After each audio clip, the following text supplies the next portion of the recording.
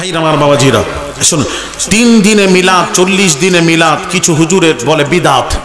মানে মিলাদ মানে ঠিক বুঝতে পারছেন, মানে মানুষ মরে গেলে, মৃত ব্যক্তি হয়ে গেলে ওই যে 40 করে 40 দিনে ওই খানা খেলে সবরেশানি করলে মিলাদ করলে, বাজ ওলামারা আপনাদের দেশের ওলামারা বলছে, কি বলছে জানেন, ও খাওয়া চলবে না, ওটা শুকরের মাংস খাওয়ার মতো হারাম, ঈশ্বরে সব করা যাবে না, সবের জায়গায় আযাব হবে। আস্তাগফিরুল্লাহ আযীম। ব্যাখ্যা ভুল করছে, আপনাদেরকে ব্যাখ্যা ভুল করছে। ইসালে সওয়াব মানে, ইসাল সওয়াব শব্দটা আরবি শব্দ, ইসাল মানে পৌঁছানো, সওয়াব মানে সওয়াব। কাকে পৌঁছবেন? যারা গত হয়ে গেছেন, মারা গেছেন।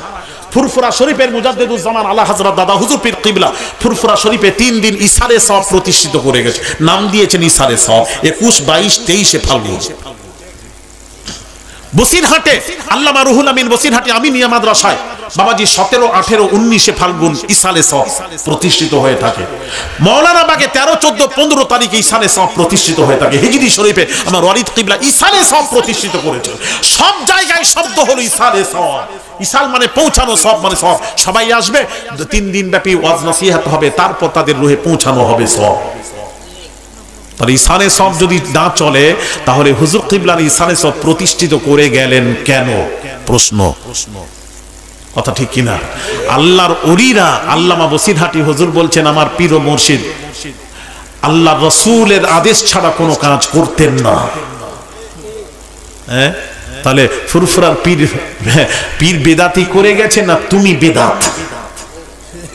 হ্যাঁ, তিনি জানতেন না, তুমি বেশি জানলে দুপাতা পড়ে। ফুরফুরা শরীফে ছোট হুজুর কিবলা বলতেন, এদেরকে বলতেন কপাল ফাটা মৌলবী। এদের কপাল ফেটে গেছে, জানে না, জাহিরি পড়েছে, ইসালে সওয়াব চলবে না। ইসালে সওয়াব বলে হাদিস শরীফ একটা বাপ কায়েম করেছেন। তাহলে ইসালে সওয়াব চলবে কি চলবে না? ইসালে মানে পৌঁছানো, সওয়াব মানে সওয়াব পৌঁছাবে। মায়ে মুরব্বির রুহে সওয়াব পৌঁছানো চলবে, 1000 বার চলবে। নবীজিকে প্রশ্ন করা হলো, নাহুজ্জাল মাউতানা ওয়া নাতাসাদদাকাল মাউতানা, ইয়া রাসূলুল্লাহ, ইয়া হাবিবাল্লাহ, হুজুর আমার বাপ মা মারা গেছেন, মায়ে মুরব্বি মারা গেছেন, বাপ মা মারা গেছেন, তাদের নামে যদি আমি দান ধ্যান করি, ইসালে সওয়াব করি, কিছু মিলাদ ইসালে সওয়াব করি, এর সওয়াব তারা পাবে কি পাবে না? নবী বলেন, নাম, হ্যাঁ, তোমরা যদি একটা ওয়াজ নসিহত করে ভালো কাজ করে যদি তাদের রুহে পৌঁছে দাও, আল্লাহ তাদের রুহে কামসালিল জিবাল, পাহাড় সমতুল্য সওয়াব তাদের রুহে পৌঁছে যায়। একটু জোরে বলেন। তাহলে নবীজির হাদিস, আল মাইয়িতু ফিল কবরি কাল গরিকিল মুতাআফফিস ইয়ানতাযিরু দাওয়াত মা তালহাকুহু আন আবিন আও আখিন আও সাদিকিন। নবীজি বলছেন, মাইয়াতরা গাওতা খাবার মতো কবরে হাবুডুবু খেতে থাকে, তারা বলতে থাকে, আমার ভাই, আমার বোন, আত্মীয় স্বজনের আমার নামে দান কর, ইসালে সওয়াব কর, আমার কবরে কষ্ট হচ্ছে। মাইয়াত বলতে থাকে। কোনটা চলবে না যে ব্যাখ্যা করেছে, সে ব্যাখ্যা আপনাদেরকে পুরোপুরি কথা বোঝায় না, ভুল ব্যাখ্যা করেছে। একটা ব্যাখ্যা হাদিস শরীফে যে ব্যাখ্যা আছে সেটা আমি আপনাদের সামনে তুলে ধরি, ওটা ওরা বলে না, খোলাসা বলে না। কি কোনটা চলবে না শুনুন। কোনখানা মানুষ মারা গেলে, বাপ মারা গেলে যে 40 দিন, 40 করা জরুরি নয়, 40 দিনে আপনি যেদিনে করবেন সেই দিনে পৌঁছে যাবে। 40 দিনেই জরুরি ভাববেন না, জরুরি ভাবে করবেন না। আপনি যেদিন মাইয়াতের রুহে ইসালে সওয়াব করবেন সেই দিনে পৌঁছবে। তবে যেই দিনে করেন, 40 দিন করুন, 30 দিনে করুন, 1 মাসে করুন, আপনি 50 দিনে করুন, সপ্তাহে করুন, ডেলি করুন, যখনই করবেন ইসালে সওয়াব।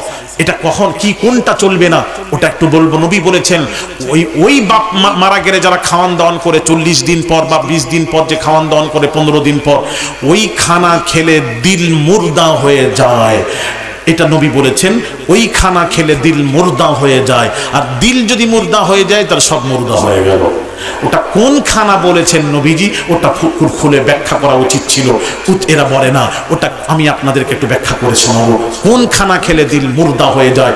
মরে গেলে যে খানা খাওয়ানো হয়, ওই খানা খেলে, মুর্দার খানা খেলে দিল মুর্দা হয়ে যায়, ওটা কোন খানা, ওটা একটু বোঝাবো যদি বুঝতে চান।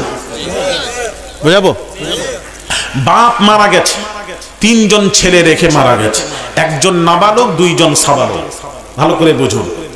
1 লক্ষ টাকা বাপের টাকা অর্থ রেখে দিয়ে মারা গেছে। যেই মারা গেছে, 2 জন সাবালক বড়, তারা কি করলো, 2 ভাই মিলে পরামর্শ করে, শোন, আব্বা মারা গেছেন, আব্বা নামে ইসালে সওয়াব কর। টাকা কই? নিজের টাকা খরচা না করে ওই বাপের যে 1 লাখ টাকা যে ছিল ওই 1 লাখ টাকা দিয়ে খানা দানা করে লোকজনকে দাওয়াত করে খানা খাইয়ে সালে সওয়াব করে দিল। নবীজি বলেছেন এই খানা খেয়ে, এই মুর্দার খানা যদি কেউ খায় তার দিল মুর্দা হয়ে যায়। তার কারণ সে বাপ যখন মারা যায় বাপের টাকা অংশ হয়ে যায় ছেলেরা পাবে। তাহলে ছোট সেই ছোট্ট ভাইকে, সে তো ছোট নাবালক, সে তো বালেগ হয় না, সাবালক হয় না, নাবালক। তো তুমি যে বাপের 1 লক্ষ টাকা যে টাকাটা ছিল, তোমার ভাইও তো তার হকদার। তুমি ভাইয়ের হকটা নষ্ট করে, নাবালক ভাইয়ের হক নষ্ট করে ওই 1 লাখ টাকা খরচা করে যে তুমি খানা দানা করলে, ওই খানা খেলে নবী বলেছেন দিল মুর্দা হয়ে যায়। এই জন্য বুঝে শুনে খাবেন, জেনে শুনে যে খাবেন। যখন মাইয়েতের খানা খাবেন জেনে শুনে খাবেন, ওটা কোন টাকা খরচা করছে। কোন সন্তান যদি নিজের টাকা খরচা করে ব্যয় করে বাপের সব রেশানি মায়ের করে, 1000 বার জায়েজ জায়েজ জায়েজ। কথা বুঝতে পেরেছেন কিনা বলুন? হ্যাঁ, আচ্ছা, আশা করি উত্তর পেয়েছেন। এখানে কলবের মালিক যদি আল্লাহ হয় তাহলে জিকির তো ইবাদত। তাহলে কলব যদি পীরের দিকে মুতাওয়াজ্জা করা হয়, এটা ইবাদত, ইবাদত হবে না, শিরক হলো কিনা? এই মৌলবীরা পড়াশোনা করে 4টা জিনিস শিখেছে। কথায় কথায় শিরক, কথায় কথায় বিদআত, কথায় কথায় হারাম, কথায় কথায় নাজায়েজ। এই 4টা ছাড়া এরা আর কিছু জানে না। তাহলে কি বলেছে এখানে? কলবের মালিক আল্লাহ। আমি বলবো মৌলভী সাহেব, এই কলবের মালিক আল্লাহ যে দিয়েছেন, একটু তাকে ডাকলে তার সাথে একটু কথা বলতাম। তিনি কোথায়, একটু সামনে আমার কাছে আনতে বলেন, আমি তার সাথে একটু কথা বলে তাকে বোঝাবো। তাড়াতাড়ি দেন, তাড়াতাড়ি বলেন। কে কে কে বলেছে? একটু সামনে এসো, সামনে এসো, ডাকো ডাকো ডাকো। মারামারি করবো না, কিছু না, তো বুঝাবো বুঝাবো। শোনো, মারামারি করবো, কেউ কিছু বলবে না, আমি থাকতে থাকতে এসে। আচ্ছা থাক, আসবেনি আসবেনি। তাহলে উত্তরটা দিয়ে দিই, না আসলে একটু বলে দে। কি বলবো বলবো বলবো বলবো, এটা কলব খালি উল্লেখ করলে কেন? তাহলে তুমি পীরকে সহ্য করতে পারছো না, পীরেদের দেখতে পাচ্ছ না।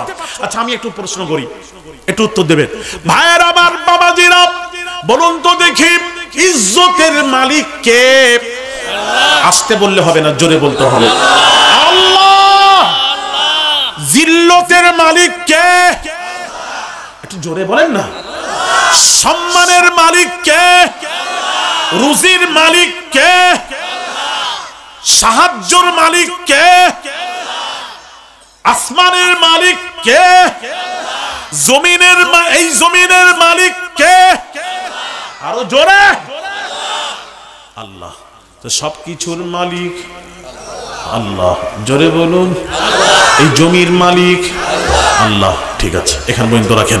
এবার আসুন, এই জমিতে আমি কালকে জলসা হয়ে গেলে আমি একটা মিট ফেরে এখানে বাড়ি তৈরি করব, কোনো বাধা বিঘ্ন আসবে না তো? কেন?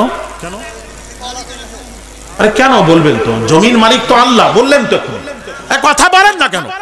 জমির মালিক তো আল্লাহ বললেন তো, মানে আল্লাহ মালিক, আমি আল্লাহর বান্দা, আল্লাহর বান্দা, এখানে আমি ঘর করব, কোনো যেন প্রশ্ন না আসে। হ্যাঁ, আরে কাগজ কিসের? মালিক তো আল্লাহ। আবার সরকার, সরকার কি? সরকারের মালিক তো আল্লাহ, আবার সরকার, সরকার কিসের? আল্লাহর কাছে আবার সরকার।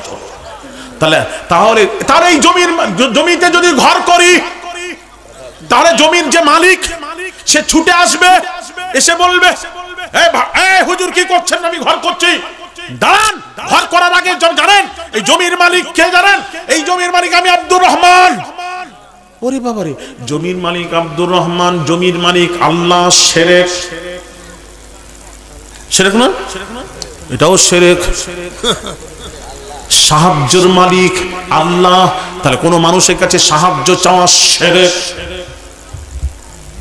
কথা বলেন না, জি না। যখন কলব কেন নিয়ে এলে, সবটা একটা একটা করে ধরবো, সব একটা একটা করে ধরবো। একটা ছেলে, দাঁড়ান, এই বাবাজি, মৃত্যুর মালিক কে? জীবিত মালিক কে? আল্লাহ। উল্টা পাল্টা করবেন না, কথা ঘোরাবেন না, খুব মারবো বলে দিচ্ছি। স্পষ্ট শিখেন, এই যে লিখেছে কলবের মালিক আল্লাহ, স্পষ্ট লিখে দিল। আর কিছু লিখলো, মাথায় ঢুকলো না, লেখার আগে ঢোকা দরকার ছিল। দাঁড়ান, তাহলে বাঁচানোর মালিক কে? আল্লাহ। একটা ছেলে, বাচ্চা ছেলে হামাগুড়ি দিয়ে যেতে গিয়ে পুকুরে পড়ে গেছে, পুকুরে পড়ে গেছে। ওই রাস্তা দিয়ে একটা লোক যাচ্ছিল, দেখতে পেয়ে ছোট বাচ্চা পড়ে গেছে, ছুটে গিয়ে লাফ মেরে পুকুর থেকে তুলেছে। আর কিছুক্ষণ হলে ছেলেটি মারা যেত। ছেলেটাকে বাঁচালো কে?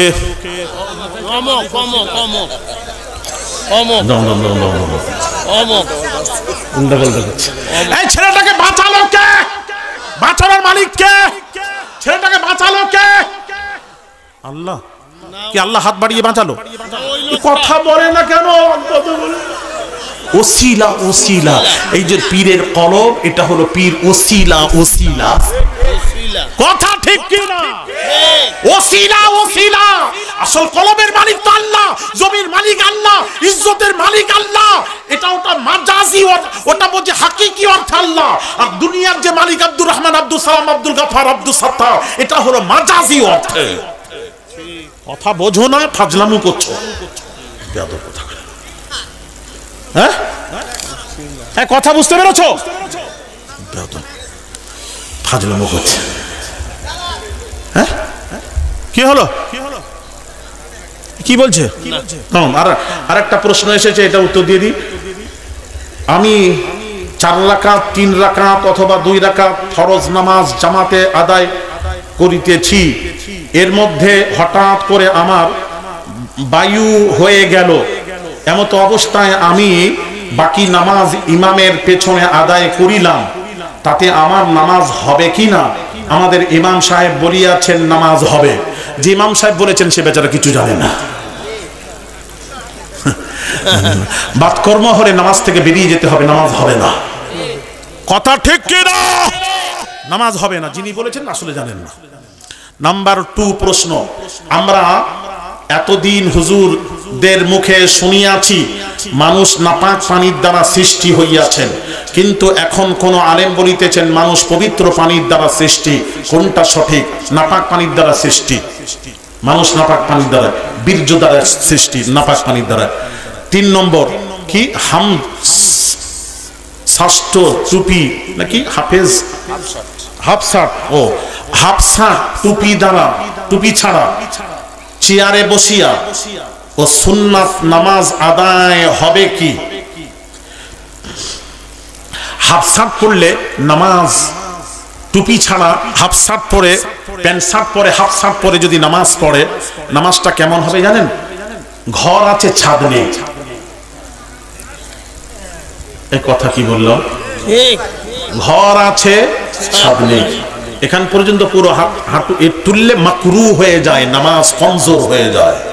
মানে ছাদ আছে, ঘর আছে, ছাদ নেই, ওর নামাজটা ওই রকম হবে। ফরজ আদায় হবে, নামাজটা কমজোর হবে। আরে বুঝতে পেরেছেন কিনা কথা বলেন? হ্যাঁ, আচ্ছা আচ্ছা। বসে নামাজ পড়ার ব্যাপারে, ফরজ নামাজ ওই ব্যক্তি বসে পড়বে যে চলার ক্ষমতা রাখে না, সেই ব্যক্তি চেয়ারে বসে নামাজ পড়তে পারে।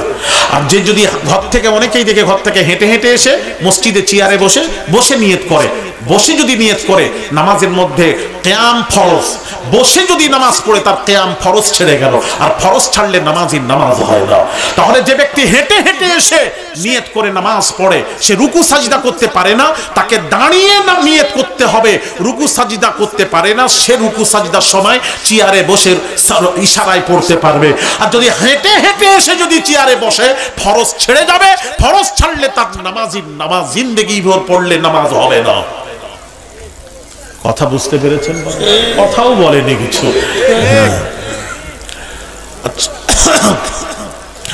ফরজ নামাজ আদায় করিবার পূর্বে ইকামত দেওয়া হয়। ওই সময় কিছু মুসল্লি হাইয়া আলাস সালাহ বলার আগে পর্যন্ত বসিয়া থাকে। এই বসিয়া থাকাটা নাকি নবীর সুন্নাত, কিন্তু এই সময় কিছু মুসল্লি দাঁড়াইয়া যায়, তাহারা এই বসাটাকে বেদাত বলে।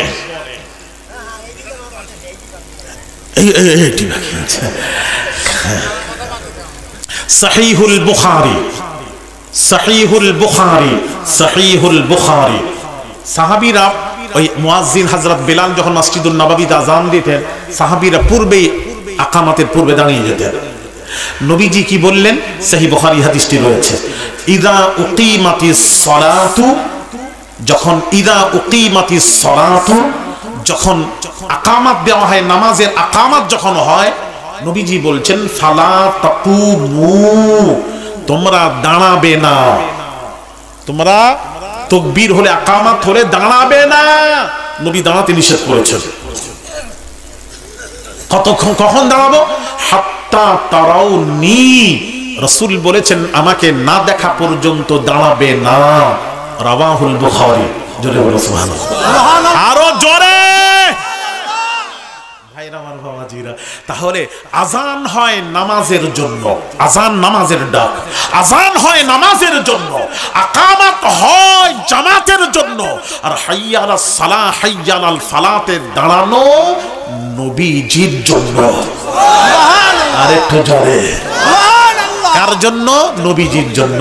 চার ইমামের নিকটে কোন ইমাম বলেন নাই যে একদম আগে থেকে দাঁড়াও। চার ইমামের নিকটে, সকলের নিকটে হাইয়া আলাস সালাহ হাইয়া আলাল ফালাহ, কেউ বলেছেন কাদ কামাতিস সালাহ, ইমাম শাফি বলেছেন আখির কামাতে দাঁড়াতে হবে। চার ইমামের নিকটে কোন ইমাম বলেন নাই যে আগে থেকে দাঁড়িয়ে যাও। এটা আজকাল আমাদের দেশে হয়েছে। বাবাজি আকামাত যখন দেয় তখন একটা কথা বলে আকামাতের আগে, তখন সোজা করুন, মোবাইল বন্ধ রাখুন। এটা এটা এটা শেখানো হয়, কাতার সোজা করুন, মোবাইল বন্ধ রাখুন। আর বাবাজি সৌদি আরবে কাবাতে নামাজ পড়েছি, ইমাম সাহেব তাকবীর হওয়ার পর, আকামাত হওয়ার পর ইমাম সাহেব নামাজ শুরু করার আগে তখন বলেন, আরবিতে বলেন কাতার সোজা করুন, তখন বলে, আগে বলেন। কথা কি বুঝতে পারছেন? মসজিদে যখন থাকবেন তখন তো কাতারি দেওয়াই থাকে, আগে থেকে দাঁড়াবেন না। হাইয়া আলাস সালাহ হাইয়া আলাল ফালাহ অথবা কাদ কামাতিস সালাহ, এটা দাঁড়ানোর হুকুম। কাদ কামাতিস সালাহ, নামাজের জন্য দাঁড়াও, তো এটা নামাজের হুকুম। যখন বলবেন তখন দাঁড়াবেন, দাঁড়িয়ে সঙ্গে সঙ্গে কাঁধে কাঁধ মিলাবেন। কত সময় পাবেন দেখেন, কাদ কামাতিস সালাহ, কাদ কামাতিস সালাহ, আল্লাহু আকবার, আল্লাহু আকবার, লা ইলাহা ইল্লাল্লাহ, এত সময় পাবেন। আপনি দাঁড়িয়ে খালি কাতার, কাঁধে কাঁধ মিলিয়ে নিন। কাতার তো দেওয়াই আছে, ওখানে নতুন করে কাতার নয়। ওটা কোথায় হয়? লক্ষ লক্ষ মানুষ যেখানে হয়, ফাঁকা মাঠে ময়দানে, ওখানে তো কাতার নেই, লাইন নেই, সব তৈরি নেই। সেখানে আপনি আগে থেকে দাঁড়িয়ে কাতার করবেন, সেখানে সেই জায়গার ক্ষেত্রে। মসজিদের জন্য নয়। মসজিদে বাবাজি ইমাম সাহেবের নিয়ম হচ্ছে আগে থেকে যাবেন, যে 5 মিনিট আগে 10 মিনিট আগে মসজিদের ইমাম সাহেব ইমামের জায়গায় বসে থাকবেন। যখন সময় হবে তখন আকামাত দেবেন, মুয়াজ্জিন আকামাত দেবেন। হাইয়া আলাস সালাহ হাইয়া আলাল ফালাহ, ইমামে আযম বলেছেন সেই সময় তোমরা দাঁড়াও। হানাফি ইমাম বলেছেন, চার ইমাম বলেছেন। তাহলে এইটার উপর আপনারা আমল করবেন কি করবেন না? করব। আমরা ওলাদের সবাই হাত তুললেন না কেন? কারা কারা করবেন হাত তোলেন। নারে তাকবীর, নারে তাকবীর। আমলটা করবেন তো? আশা করি উত্তর পেয়েছেন। উত্তর পাননি? হ্যাঁ, উত্তর পেয়েছেন, মাশাআল্লাহ। সবই উত্তর হয়েছে, আর কিছু নেই তো?